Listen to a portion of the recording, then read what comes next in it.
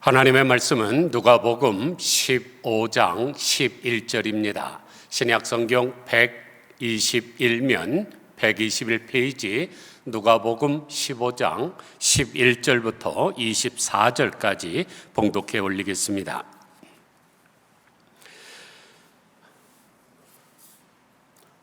또 이르시되 어떤 사람에게 두 아들이 있는데 그 둘째가 아버지에게 말하되 아버지여 재산 중에서 내게 돌아올 분깃을 내게 주소서 하는지라. 아버지가 그 살림을 각각 나누어 주었더니 그 후 며칠이 안 되어 둘째 아들이 재물을 다 모아가지고 먼 나라에 거기서 허랑방탕하여 그 재산을 낭비하더니 다 없앤 후 그 나라에 크게 흉년이 들어 그가 비로소 궁핍한지라. 가서 그 나라 백성 중 한 사람에게 붙어 사니 그가 그를 들러 보내어 돼지를 치게 하였는데 그가 돼지 먹는 쥐염 열매로 배를 채우고자 하되 주는 자가 없는지라. 이에 스스로 돌이켜 이르되 내 아버지에게는 양식이 풍족한 품꾼이 얼마나 많은가. 나는 여기서 주려 죽는구나. 내가 일어나 아버지께 가서 이르기를 아버지, 내가 하늘과 아버지께 죄를 지었사오니 지금부터는 아버지의 아들이라 일컬음을 감당하지 못하겠나이다. 나를 품꾼의 하나로 보소서 하리라 하고 이에 일어나서 아버지께로 돌아가니라.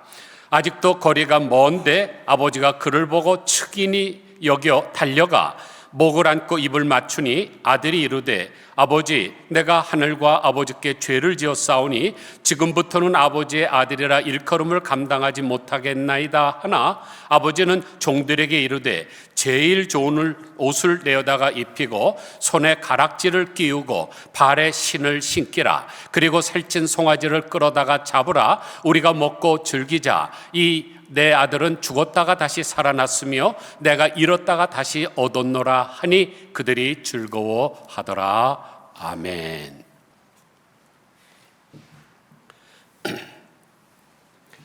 오늘은 아버지 날입니다. 이 아버지 날은 지금으로부터 115년 전에 워싱턴주 스포케인시에 살던 소노라 스마트라는 여인에 의해서 시작이 됐는데, 소노라는 어머니 주일날 어머니에 대한 설교를 듣던 중에 아버지를 생각을 했습니다. 어머니 주일이 있다면 아버지 주일도 있어야 하겠다는 생각이죠. 자기 이름대로 소노라는 스마트한 여인이었습니다. 그의 아버지 헨리 스마트는 아내를 잃고 나서 이 소노라 스마트를 포함해서 5명의 자녀들을 아주 잘 키워냈습니다. 그것을 아는 소노라가 그 사랑을 기억한 것이죠. 그래서 소노라는 자기 아버지의 생일이었던 6월 19일을 아버지 날로 정해서 지키고 동네 이 교회들 또 지역사회에 알려서 사람들이 그 날을 지키게 됐습니다. 그러다가 1972년 리처드 닉슨 대통령이 서명함으로 말미암아 6월 셋째 주일이 바로 아버지 날로 제정되게 된 것입니다. 이 아버지 날에는 미국 사람들은 살아있는 아버지에게는 빨간색 장미를 바치고 돌아가신 아버지는 무덤에다 하얀색 장미를 드리는 것이 일반적인 예입니다. 그리고 성장한 자녀들은 아버지를 모시고 저녁 식사를 함께하는 게 통례지요. 그런데 어머니 날에 비해서 아버지 날이 홀대를 당하고 있습니다. 이 사진 한 장이 그것을 단적으로 증명해 준다고 믿습니다. 어머니 날에는 아주 경치 좋은 해변가에서 샴페인에 랍스터에 연어구이를 먹는데 아버지 날에는 뭐를 대접하고 있습니까? 노숙자들이나 먹을 콩죽에 옥수수에 매쉬드 포테이토를 대접하고 있습니다. 그러나 절대 잊지 말아야 될 사실이 하나 있는데 가장이 살아야 가정이 산다는 것입니다. 왜냐하면 가장은 가정의 기둥이기 때문이죠. 여러분, 기둥이 한번 무너진다고 생각해 보세요. 이 집의 기둥이 무너지면 왕창 무너지고 마는 것입니다. 또 가장은 그 집의 제사장입니다. 그래서 아브라함이 이삭을 축복을 했고 이삭이 야곱을 축복했고 야곱이 요셉을 축복했는데 하나님이 그 기도를 들으시고 그들에게 복을 주시지 않았습니까? 이 축복권은 하나님께서 아버지들에게 주셨습니다. 혹시 보셨는지 모르겠지만 한국 KBS 방송국에서 방영하는 프로그램들 중에 슈퍼맨이 돌아왔다는 아동 프로그램이 있습니다. 어린 자녀를 둔 연예인들 중에 그 아빠들로 하여금 엄마의 도움 없이 48시간 동안 아이를 돌보면서 그 모습을 방영하는 거죠.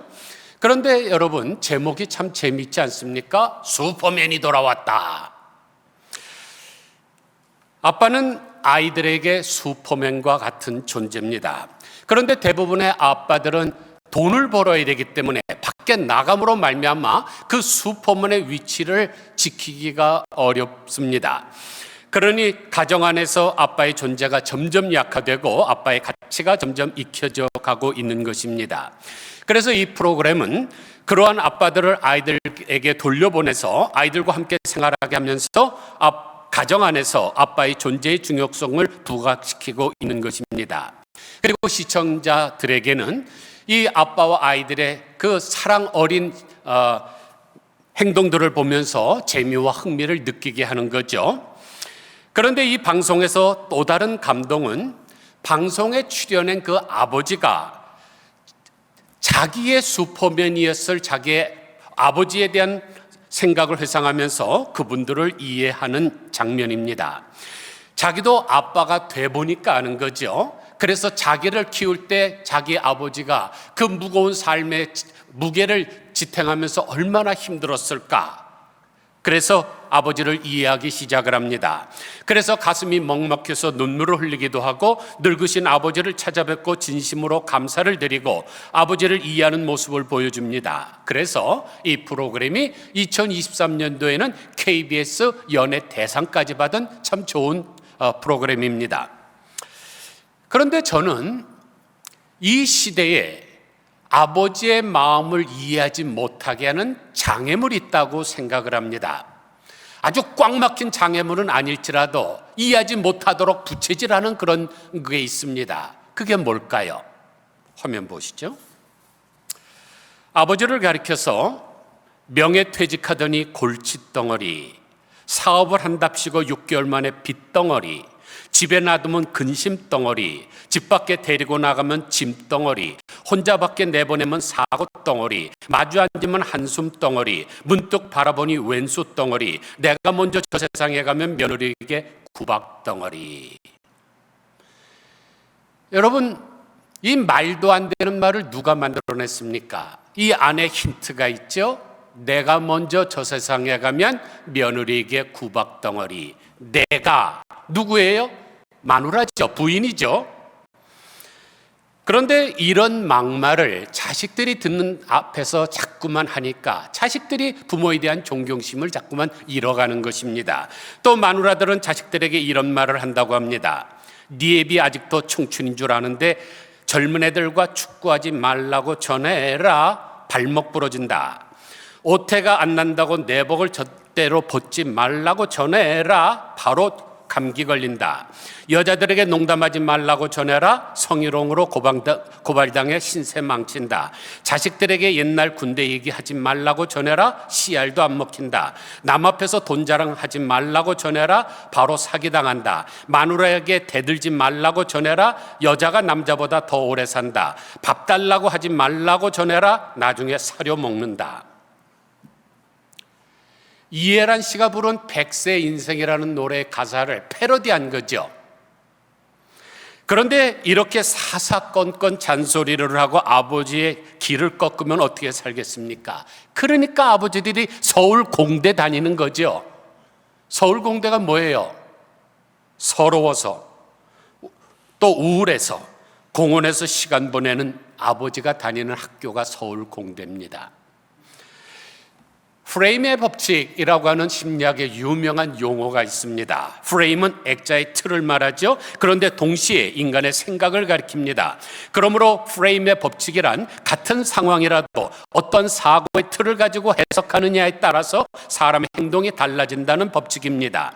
한 가지 예를 들죠. 만약 어떤 대학생이 밤에 술집에 나가서 돈을 번다고 한번 생각해 보십시오. 여러분의 반응은 어떻습니까? 욕하겠죠?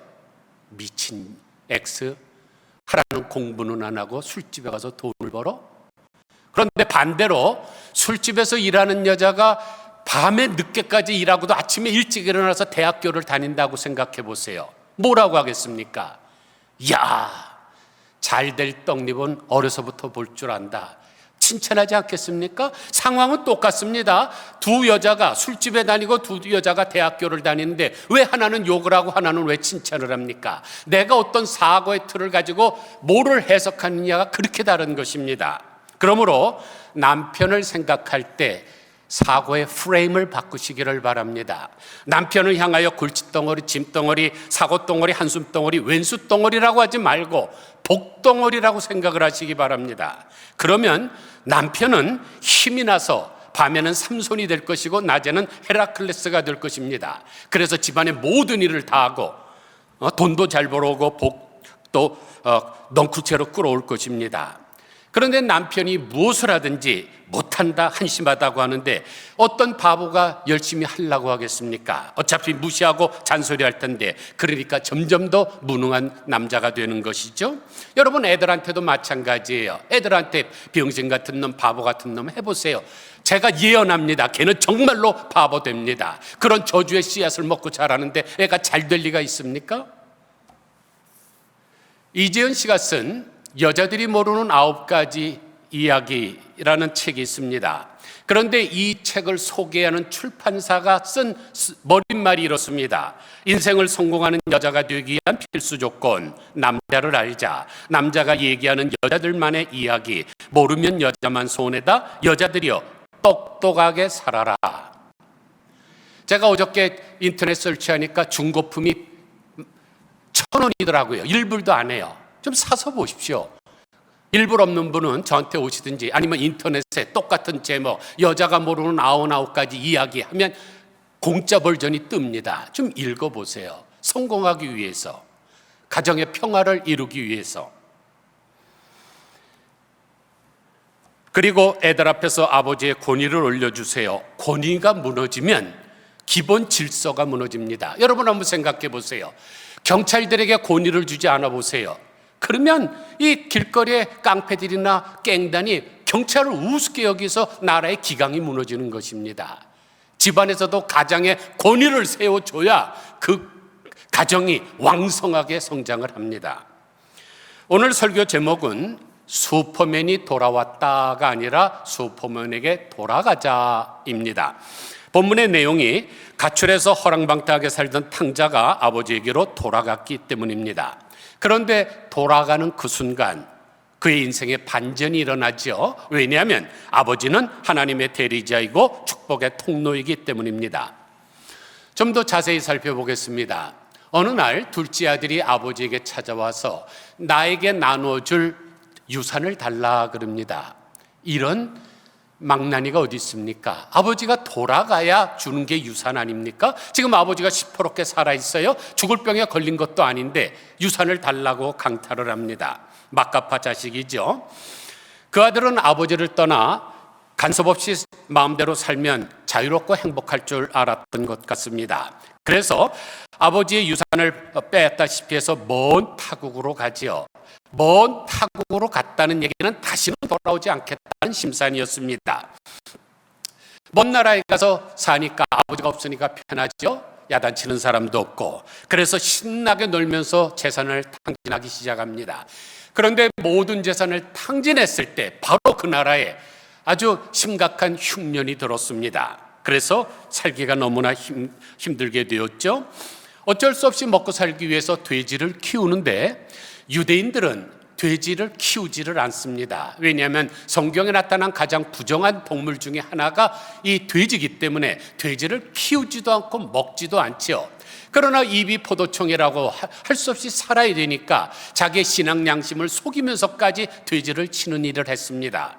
그런데도 자기의 배고픈 이 허기를 채울 수가 없어서 돼지가 먹는 쥐염 열매라도 먹으려고 하는데 그것조차 주는 사람이 없습니다. 그러니까 돼지보다도 못한 인생으로 전락하게 된 거죠. 이유는 아버지를 떠났기 때문입니다.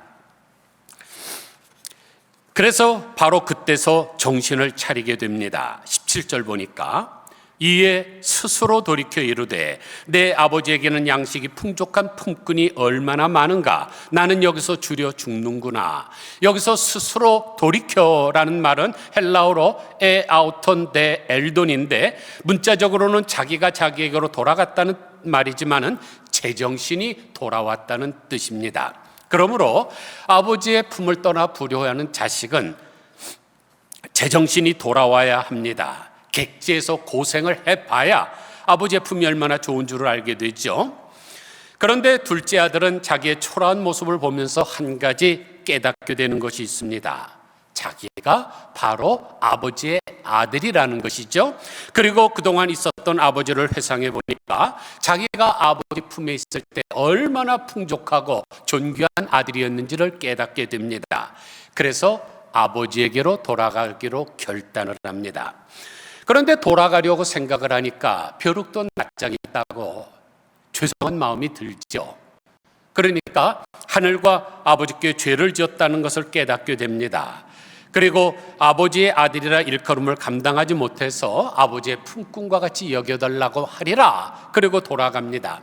돌아가는데 먼저 만난 사람이 누굽니까? 아들이 아버지를 먼저 발견한 게 아니고 아버지가 아들을 먼저 발견을 합니다. 상거가 먼데 그에게 달려가서 목을 안고 입을 맞춥니다. 그러니까 아버지는 집 나간 아들이 돌아오기를 간절히 고대했던 거죠. 우리가 잘 사용하는 이 친이라는 거, 그 한자로 친, 어떻게 되어 있습니까? 나무 목변에 위에 사람이 있어서 멀리 쳐다보고 있는 거죠. 똑같은 단어입니다. 그런데 아버지가 매일 나가서 그것을 바라볼 때 멀리서 자기 아들과 비슷한 체형을 가진 어떤 사람이면 심장이 벌렁벌렁했을 것입니다. 반가워서 막 뛰어가기도 했죠. 그런데 보면은 아닙니다. 또 실망해서 집에 돌아오고 이것을 얼마나 오래 했는지는 정확하게 나오지 않지만 이 일을 반복을 했습니다. 그러나 아버지는 아들이 돌아오는 것을 기다리는 것을 멈출 수가 없었습니다. 그런데 지성이면 감천이라고 마침내 아들이 돌아옵니다. 그런데 아들의 행색이 어때요? 거지 같죠? 먹지 못해서 말랐고 옷은 다 헐어서 해졌고 불상 사놓습니다. 그래서 아버지는 자기의 하인들을 시켜서 집에서 가장 좋은 옷을 꺼내다가 입히도록 하고 또 손에 금가락지를 끼워주고 송아지를 잡아서 잔치를 합니다. 그리고 아들이 죽었다가 다시 살아났다고 하면서 마을 사람들을 불러다가 풍악을 울리면서 잔치를 하죠. 모든 것이 제자리로 회복된 것입니다. 그러므로 우리는 아버지에게로 돌아가야 됩니다. 아버지에게 돌아가는 것이 살 길이고 아버지는 슈퍼맨이기 때문입니다.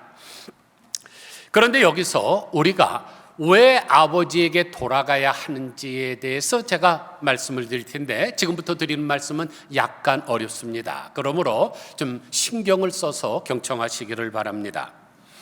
잠언 1장 8절을 보면 내 아들아 내 아비의 훈계를 들으며 내 어머니의 법을 떠나지 말라. 이는 내 머리에 아름다운 관이요 내 목에 금사슬이니라고 하십니다. 아버지의 훈계를 듣는 것이 머리에 아름다운 관이요 우리의 목에 금목걸이입니다. 그런데 반대가 되면 어떻게 되나요? 아버지의 훈계를 싫어하는 자는 머리에 개털모자 쓰고 목에는 개목걸이 차게 된다는 것이죠. 우선 우리가 왜 내 아들아라고 불렀는지 이해하는 것이 중요합니다. 잠언 1장 10절을 보면 내 아들아 악한 자가 너를 꿰일지라도 따르지 말라. 그들이 내게 말하기를 우리와 함께 가자. 우리가 가만히 엎드렸다가 사람의 피를 흘리자. 죄 없는 자를 까닭없이 숨어 기다리다가 수올같이 그들을 산채로 삼키며 무덤으로 내려간 자들같이 통으로 삼키자 하나니 그들을 따라가지 말라 그럽니다. 이 구절은 어떤 세력이 있는 어떤 악한 세력이 젊은 아들을 나쁜 길로 꿰려고 하는 상황을 묘사하고 있습니다. 여기서 우리는 잠언을 이해하는 아주 중요한 가치관 하나를 발견할 수가 있습니다. 이것은 늙음과 젊음이 가지는 사회문화적인 가치입니다. 여러분, 우리가 살고 있는 이 시대와 성경이 기록된 시대는 전혀 다른 가치관으로 기록되어 있습니다. 그런 관점에서 살아갑니다. 현대인은 어떻습니까?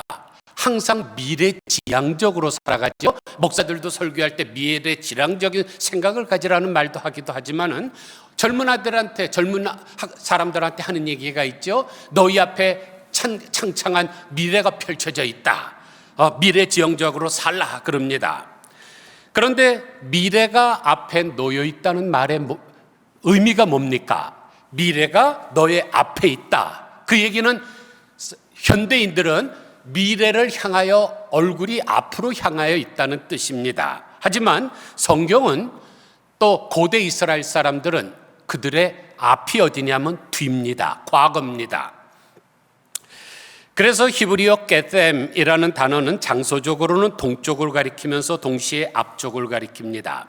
이 게셈이라는 단어가 앞을 의미하는 성경 구조를 살펴보면 첫째, 시편 68편 26절 가객은 앞서고 악사는 뒤따르나이다. 하박국서 1장 9절을 보면 그들은 다 강포를 행하려 오는데 앞을 행하여 나아가며 그랬습니다.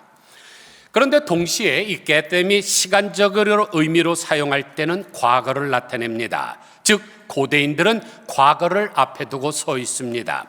요나서 4장 2절을 보니까 내가 이전에 다시스로 도망하였사오니, 시편 119편 147절에서는 내가 날이 밝기 전에 부르짖으며 주의 말씀을 바라싸우며. 우리가 과거를 향하여 서 있게 되면 미래는 어디 있습니까? 뒤에 있게 됩니다. 그래서 창세기 9장 9절을 보면 내가 내 언약을 너희와 너희 후손과 세우리라 하시는데, 후손이라는 번역의 히브리어 원어를 직역하면 너희 뒤에 오는 너희 씨앗입니다. 지금 이 사람이 선조들을 향하여 서 있기 때문에 후손들은 뒤에 오는 거죠. 그런데 한문도 후자가 어떻습니까? 뒤후자죠. 그러니까 고대 서양 문물의 영향을 받기 전에 중국 사람들도 이 과거 지향적인 세계관을 가지고 있다는 것을 알 수가 있습니다. 뒤후자니까요. 그런데 미래지향적인 현대인들은 영혼이라고 하면 여러분 무슨 생각이 납니까?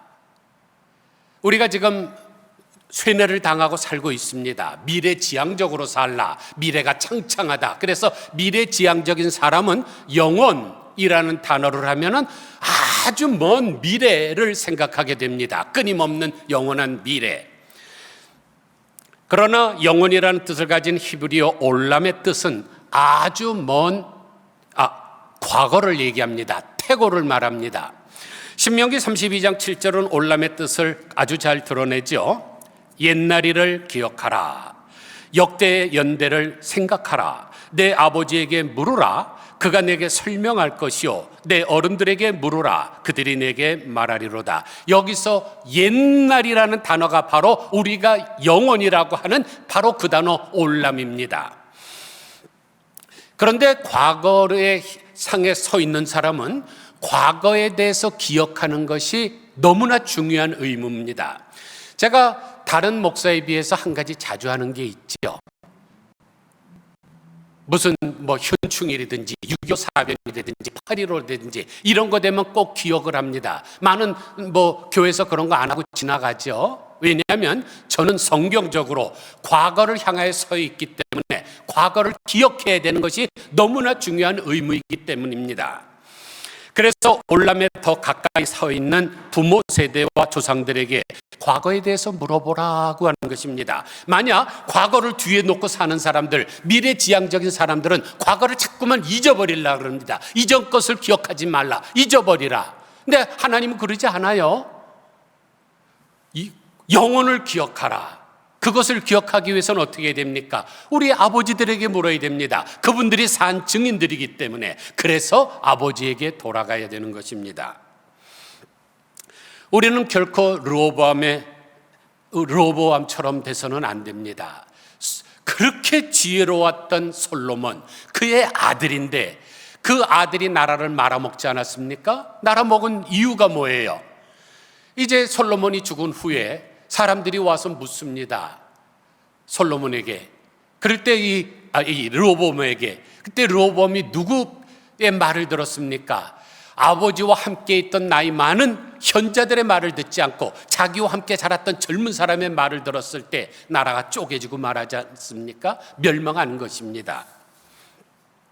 여러분 한번 가만히 생각해 보세요. 어린애가 태어나서 처음에 벌벌 깁니다. 그러다가 일어납니다. 그런데 일어난다고 하자마자 그 다음에 막 100m 달리기 합니까? 아니죠. 굉장히 많이 쓰러지는 시행착오를 겪습니다. 그러다가 이제 어느 날 정말로 균형을 잡아서 바르게 걷기 시작하는 거죠.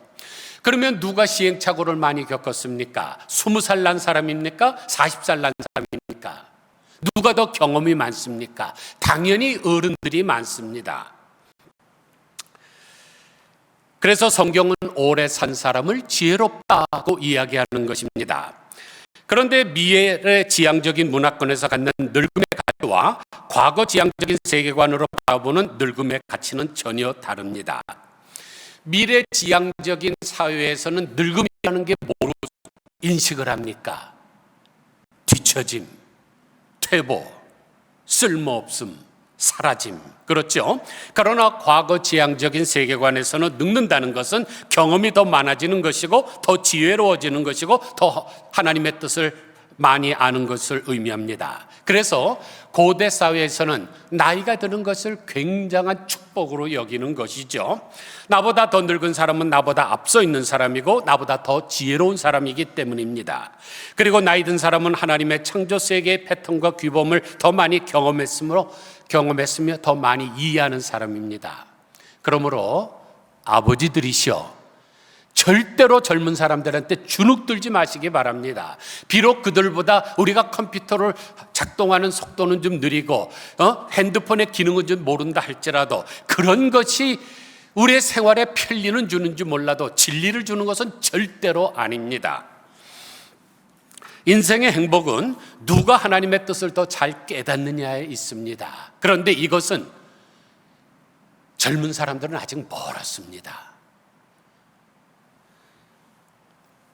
그래서 잠언 16장 31절은 이렇게 말씀하고 있습니다. 백발은 영화의 면류관이라 공의로운 길에서 얻느니라. 여기서 알 수 있듯이 이 노인이란 영광스러운 존재입니다.